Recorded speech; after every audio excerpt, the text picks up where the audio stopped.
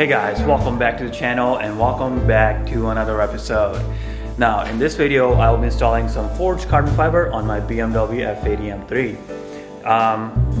Well, I lied, as always. It's been installed, but here's the catch.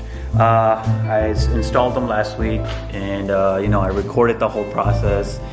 It was fun installation, and I was about to edit the clip and I see that my microphone wasn't working, so I'm talking, it's like, but you can't hear me. You can see my lips moving, but it was just like, so I'm like, what the hell, man, but at least I was able to capture what I did, and you guys can see the installation part. I installed some forged carbon fiber stuff, such as spoiler, side mirror covers, and a rear splitter. So it was a fun video. It should be a fun video.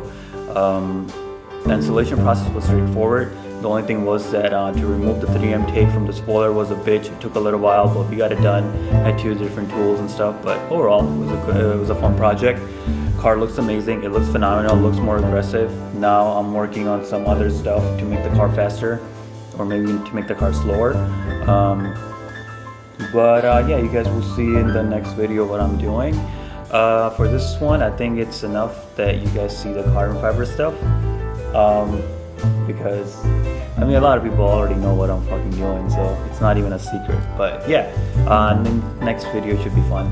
But I hope you like this video. If you do, as always, comment, share, like, subscribe, and I'll see you guys in the next episode. Alright, stay safe, stay the fuck away from COVID, because it's painful. I still can't smell, which is pretty annoying, but it is what it is. I'm alive, everything is good, knock on wood.